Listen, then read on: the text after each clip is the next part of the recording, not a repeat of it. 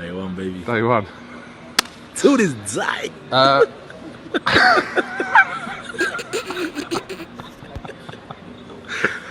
To this day. To this day.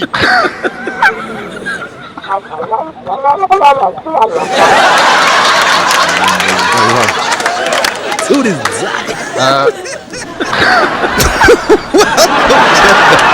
Motherfucking relay. We're covering today's top boxing news. Dogboe versus Emmanuel Navarette, part 2. Let's talk about the fight. You know, I made 2 predictions in regards to this weekend's fights. I made 2 predictions, and I was completely wrong on both counts. I did not pick the right ponies in those shows. Needless to say, in the sport of boxing, anything can happen. It can all look a certain way ahead of the fight, and you can feel a certain way ahead of the fight. But the fight itself will determine whether or not you're right or you're wrong. And this weekend, it just so happens that, well, I was wrong on both counts. So let's talk about what happened. Well, for starters, Isaac Dogboe's second attempt, what was his second attempt, to try to defeat Emmanuel Navarette went a lot like his first. I mean, he didn't change much. He still appeared to be trying to battle the guy back, fighting fire with fire, and being outgunned as a result. He was still lunging in, hyperextending his punches and paying for it. As a result. And he didn't make the kind of adjustments that I thought that perhaps, maybe, he might make. That having experienced the first fight, he'll know what not to do in a second fight. But he went about the fight in the exact same way. That in trying to unseat what was the naturally taller and stronger puncher, also what appears to be the more durable fighter, that in trying to beat this guy, he was open. Isaac just left himself open for a lot of shots. He left himself open to Navarette's finer qualities. He made himself subject to his power by not making the necessary adjustments. And what adjustments might those be? Upper body movement, head movement, staying away from that center line, using the fact that you're the smaller fighter in the fight with the lower center of gravity to move in and out, side to side. Under his punches. Similar to what we would see from a Joe Frazier way back when trying to close the distance on a taller fighter, getting under and around that fighter's jab so that he can get within proximity to land punches. Movements that are similar to what you used to see from a Joe Frazier, from a Mike Tyson, and more recently from a Canelo Alvarez. That upper body movement and head movement was essentially what Isaac Dogboe was missing from his initial game plan. And having lost the first fight, perhaps he will make that adjustment in a rematch. But that doesn't appear to be what he did, because, well, the rematch worked out a lot like the first fight. That essentially, what would have been required from Isaac Dogboe ahead of a second fight was less offense and more defense. You're gonna have to close the gap on this guy one way or another because he's the taller fighter in the fight. He's got more reach than you do, so you're gonna have to close the gap just to land anything on him. But before it gets to that point, you've got to make sure that you gain safe entry. Or closing in. Before you're in a position to land any punches. And it appeared that Isaac Dogboe's approach was more or less the same approach he had in the first fight, and that's really what costed him. Thus, there's not too much to reflect upon that we didn't already touch on in the first fight. Bad game plan. So, you know, that's what I get for taking it on faith, because I took it on faith that perhaps, since this is an immediate rematch and the wounds are still fresh, in Isaac's mind, figuratively speaking, of course, that the last fight is still fresh in Isaac Dogboe's mind. I took it on faith that perhaps, since they're going right into a rematch, that he'll know what not to do, that he will have those insights and have made those adjustments in camp. But it appears that whatever they were working on in Isaac's camp couldn't have been too different from what they were working on the first time. So, you know, congratulations to Emmanuel Navarette for putting a stamp on the first victory.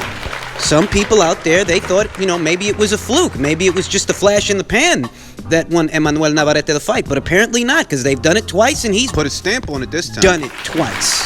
That Isaac Dogboe, for all his efforts, he just doesn't have the dimensions to tweak things, make the necessary changes, to work around what beat him the first time. You know, you got fighters that they have it within their power to offset what the other man brings to the table, that they can take away his weapons. Something that Floyd Mayweather is famously characterized for, that he faced fighters that had different kinds of styles. Some were boxer punchers, some were pressure fighters, but he had the different layers in his game to make the tweaks, to make the adjustments. He had that many layers in his game, whereas Isaac and his limitations were in full view last night. He's just not the kind of fighter, at least not right now, at least not yesterday. He wasn't the kind of fighter that could make the necessary adjustments to take away Emmanuel Navarette's best qualities, his finer qualities. Rather, Isaac played right into them. So, he lost the rematch. I took it on faith that maybe he'll have made the adjustments, but he didn't, and that's why I was fucking wrong. That's why I crapped out yesterday. We then turned to what was yesterday's upset win, a big upset win, an upset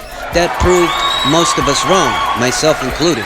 And that's the upset victory of Julian Williams over unified champion, what was then a unified champion, unified and undefeated champion, Jarrett Hurd. And in his backyard, no less, Julian Williams was in rare form. He put on a sensational career best performance. Ahead of this fight, I figured that Julian Williams, he's not a slouch. He's not just going to go in there and lay down for Jarrett Hurd. That the aesthetic of this fight is going to be an aesthetic to where Julian Williams is posing resistance, that he's battling back, that this is a fight that's going to be fought in the phone booth at close proximity. Both combatants are going to be well within striking distance of each other. Most of the fight. And that's where the majority of the action is going to take place, in the pocket, deep in the pocket. But what I didn't figure is that Julian Williams would be able to stand up to what is usually the overwhelming pressure of Jarrett Hurd. And boy, did he prove me wrong. I really crapped out yesterday. But I'll tell you, that's the beauty of it all. That's the beauty of the sport of boxing, that anything can happen, that it can all look a certain way and it can all sound a certain way before the fight. But once the fight actually takes place, anything can happen. So let's talk about what did happen. Let's talk about that early knockdown and the effect that I feel it had on the fight. That early knockdown, a knockdown that early in the early goings of a fight, it can have a lasting effect on a fighter's demeanor towards his opponent, that suddenly he doesn't really feel the same as he did before. He doesn't feel like the same guy he normally is, or he didn't feel the same way he did before he got put down. That even if he does pick himself up off the canvas, it's a different fight now. He's in a different position, he's in a different place, psychologically, and perhaps physically as well. This knockdown, the early knockdown that Julian Williams scored over Jarrett Hurd was eerily similar of the early knockdown that Caleb Plant scored over Jose Uzcategui, a pressure fighter just like Jarrett Hurd. That perhaps in both of those instances where the normally aggressive, normally come forward guy gets floored, it changes their demeanor, it changes their mindset in such a way to where they give their opponent more respect than they usually give their opponents. I'll tell you that there was a lot of back and forth in this fight. There was back and forth. It's not like Jarrett Hurd didn't try to rally back in his own way, but we saw him giving up ground. We saw him giving up real estate. We saw him having to try to fight his way off the ropes, where normally you'd expect him to be the guy pouring it on. That we saw throughout the course of the fight, what we saw from Jarrett Hurd was Jarrett leaning on Julian Williams rather than laying into him. That if he maintained close proximity to his opponent, what he did once he got there was little more than try to ball up and survive, hoping that perhaps Julian Williams would punch himself out and thereby open the window for Jarrett Hurd to rally back. That a lot of times when these guys were deep in the pocket, more often than not, it was Julian Williams who was exhibiting the far more effective aggression. And that's saying a lot because, well, deep in the pocket, that's usually Jarrett Hurd's sweet spot. Well, not yesterday. And ahead of the fight, I talked about the styles of both fighters. How Julian Williams, he just so happens to be a boxer puncher. More often than not, boxer punchers can greatly trouble pressure fighters because boxer punchers have the luxury of alternating between engaging in aggression or working around it. They can choose. This is the most identifiable characteristic of any boxer puncher, regardless of what their range or physical attributes might be. That's what distinguishes them from some others, that they have the luxury of alternating between engaging in aggression or working around it. So I figured that Julian Williams was going to pose some resistance. I figured that Julian Williams, ahead of the fight, he was going to make Jarrett Hurd work for it. But what I didn't figure was the outcome. I didn't figure that Julian Williams had what it took to upset the plans for Jarrett Hurd. Because in spite of having a stylistic advantage, I just didn't trust Julian Williams' ability to take a hard shot. That if something gets through, I didn't trust that Julian Williams would be able to withstand it. And those things in mind, the better, more accurate, polished boxing of Julian Williams, it appeared to have made sure that Jarrett Hurd doesn't get the chance to land a shot like that. And that not only did Julian Williams approach this fight with the intention of out-muscling Jarrett Hurd, because it very much seems, You know, that very much seems to be what he did, that he held his ground, he held his own. He wasn't just getting pushed around by the bigger guy, the bigger fighter in the fight. That Julian Williams seems to have approached this fight with the intention of not only out-muscling Jared, but out-hustling Jared. The way he was turning him and getting off rapid-fire combinations, him having the faster hands of the two, it seemed like he was beating Jared to the punch. And you know, I'm actually a little vexed that I didn't pick Julian Williams to win this thing, because I myself addressed that Julian Williams has a stylistic advantage, and styles, as we all know, make fights. I felt that Julian had the right style for the job. I just wasn't confident in how durable he was for the fight. I wasn't confident that he'd be able to take a hard shot if a hard shot gets through. Something similar to the shot that got through for Jermall Charlo when he beat Julian Williams. You know, that was essentially why I decided to go with Jarrett Hurd. I felt he was the more durable and concussive puncher in the fight, and boy, you know, maybe he is. You know, maybe he is, because he did finish on his feet, but I'll tell you that Julian Williams did in fact prove yesterday that styles do indeed make fights. Because even I had to admit in my prediction video that Julian Williams has the right style for the job. I should have, you know, on that premise, I should have went with him. And that's why I'm a little vexed today that I didn't. Because as it stands, Julian Williams has effectively unseated and bumped off Jarrett Hurd from the Ring IQ pound for pound list.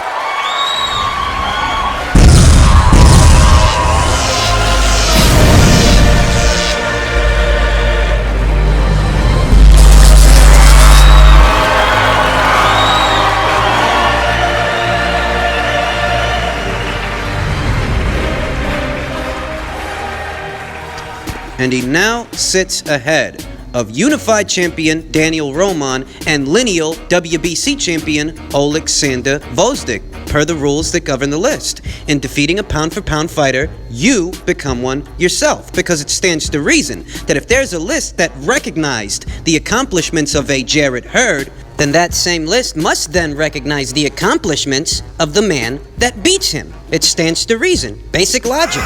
Basic logic that is consistent and true to itself and true to the rules that govern this list. It's true to its own criteria that if you recognize Jarrett Hurd, then you then have to recognize the man that beats him. Now, I know what some of you might be thinking right now, that if it's true, that if one fighter is ranked, if the list itself recognizes one fighter, then it must then recognize the man who beats him, then where does that leave Jermall Charlo? Because as we all know, Jermall Charlo beat Julian Williams already. So does that then mean that he gets a spot on the list? And the answer to that question is no. Why? Well, Jermall Charlo's fight with Julian Williams was, what, 3 years ago? So? What do you mean, so? Did you ever stop to think while trying to resolve reasons to add Jermall Charlo to this list? Did you ever stop to think that maybe in the subsequent 3 years after Julian Williams lost to Jermall Charlo, that perhaps, just maybe, Julian Williams got better, that he improved, that he patched up certain defensive holes that see him today becoming a unified world champion? Did you ever think of that? Did you ever think that after the Jermall Charlo fight that maybe Julian Williams got better? Kind of how, like, Bernard Hopkins got better after he lost his first professional fight to Clinton Mitchell? Who? Little known fact. Bernard Hopkins, well-known guy who fought some credible opponents, guy who unified some world titles, fought some people, and went on to become a pound-for-pound fighter, ranked as a pound-for-pound fighter. Little known fact about Bernard Hopkins. He lost his first professional fight to a guy named Clinton Mitchell. In 1988. Now, it's fair to say when you cross-compare what those fighters went on to do after they fought each other, it's safe to say that while Bernard Hopkins became a better fighter as a result, Clinton Mitchell did not. Clinton Mitchell did not go on to do anything of the caliber that Bernard Hopkins went on to do. So Clinton Mitchell, having beaten Bernard Hopkins in the past, in Bernard's past, I should say, Clinton Mitchell, having beaten Bernard Hopkins in 1988, does not then mean that that same Clinton Mitchell would beat the Bernard Hopkins of 1997. The Bernard Hopkins that scored knockouts over both John Jackson and Glenn Johnson. That victory that Clinton Mitchell was able to score over Bernard Hopkins way back when does not speak to the fighter that Bernard Hopkins went on to become and the fighter that Clinton Mitchell did not go on to become. Essentially, just because you beat him in 88, that doesn't mean you're a better fighter than he is today. Why? Well, it's because he's not the same fighter that he used to be in 88. You might have beat him in 88, but a lot has happened since then. So if you fought him in 97, he's not going to be the same guy that he was when you beat him in 88. And that same logic applies to Julian Williams and Jermall Charlo. Essentially, you having beaten him 3 years ago does not speak to what could happen if you fought him today. So for you to get credit for him today and occupy a spot on this list today, you'd have to beat him today. Because he's a different fighter today than he was yesterday. And if he's not, you have to prove it. You ever hear people talk about how Canelo Alvarez improved after the Floyd Mayweather fight, the fight that he lost? That having lost that fight, that motivated him to improve, to add layers to his game. That in the 6 subsequent years that passed after Canelo lost that fight, he became a better fighter.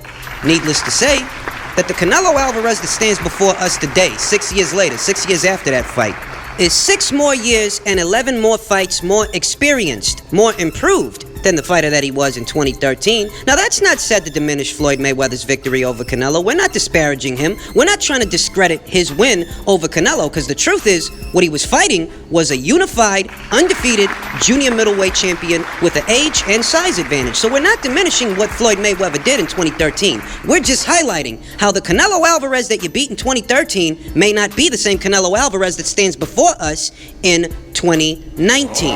It's highly probable that he's improved since then, because a lot has happened since then. Now, if you want to mull over who you think would win that fight, if you want to speculate, if you want to go that direction, oh, well, who'd win that fight today? Well, I don't fucking know, because Floyd Mayweather's retired today. He doesn't fight anybody today. So that's kind of besides the point, because the point is we're highlighting that the same fighter that you beat years ago may not be the same fighter years later. And that logic applies to Julian Williams and Jermall Charlo. So in order for Charlo to end up on this list on the premise of beating Julian Williams, he'd have to beat him again. He'd have to beat him today. Today, that he's a unified junior middleweight champion. We're not ignoring, disavowing, or discrediting Jermall Charlo's victory over Julian Williams 3 years ago. We're not doing that. We're not going to deny the man his credit. Why would we? We're just saying that 3 years later, this may be a different fighter, because this fighter just unseated Jarrett Hurd in his own backyard and took his 2 world titles. 3 if you want to count the IBO. Nah. Whereas the Julian Williams you fought had just hit contender status. Different guy than the guy that stands in front of us today. So with that being said, congratulations to Julian Williams for beating the odds and proving all of us, including myself, proving all of us wrong. All I can say is I really wish I would have saw this coming. But congratulations nonetheless.